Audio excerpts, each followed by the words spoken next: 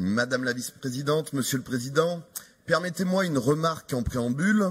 Le titre de ce rapport, « Redonner du pouvoir d'achat aux familles avec la gratuité des manuels scolaires », laisse sous-entendre aux Auvergnats et aux Rhône-Alpins qui nous regardent et qui nous écoutent que notre région n'offrait pas la gratuité des manuels scolaires avant votre arrivée, ce qui n'est pas tout à fait vrai. Vous auriez sans doute pu là faire preuve d'un peu plus d'humilité, mais bon, passons. Alors oui, sans doute, le dispositif existant en Rhône-Alpes n'était pas parfait. Il ne couvrait pas toujours la totalité des frais engagés par les familles et le besoin d'harmoniser le système entre nos deux anciennes régions était de toute façon devenu nécessaire. Le modèle auvergnat choisi par l'exécutif nous convient dans la mesure où il garantit la gratuité totale des manuels aux familles des jeunes lycéens de notre région et dans la durée. Je note également avec satisfaction que pour une fois, le terme de gratuité n'est ici pas un gros mot, je saurais m'en souvenir. Mais, car il y a souvent un mais avec vous, j'apporterai un bémol autour du dispositif que vous nous proposez.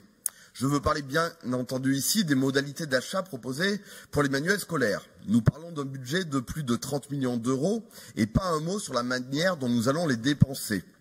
Pas un mot sur les modalités d'achat retenues, mais on y reviendra.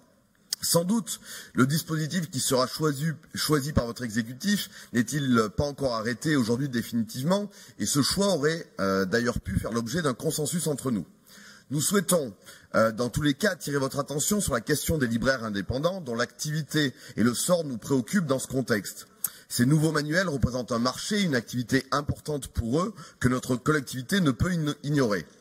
Nous nous interrogeons donc sur l'opportunité d'un allotissement territorial dans le cadre de l'appel d'offres, mais le bon échelon reste à définir.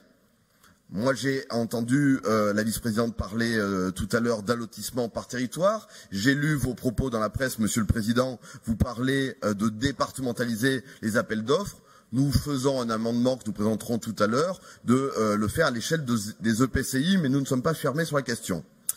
Les réseaux des libraires indépendants n'ont, semble-t-il, pas été associés à cette nouvelle démarche de la région et leur inquiétude se concentre sur le flux de jeunes passant dans leur librairie.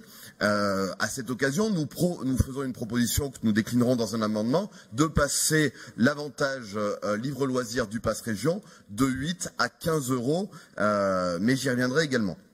À toutes ces questions, vous nous proposez sans doute des réponses dans un prochain rapport de commission permanente, mais une fois encore, nous ne pourrons pas en débattre librement. Je le redis donc, notre collectivité devra trouver les moyens de privilégier les petites librairies indépendantes qui jusqu'à présent étaient sollicitées. La commande régionale publique devra répondre à cette exigence. En toute hypothèse, nous voterons favorablement sur ce rapport, car il va malgré tout dans le bon sens. Merci Monsieur Boucher, merci de vos questions. Vous verrez que je ne renverrai pas la CP. Je pense qu'il faut qu'on puisse bien tout clarifier aujourd'hui.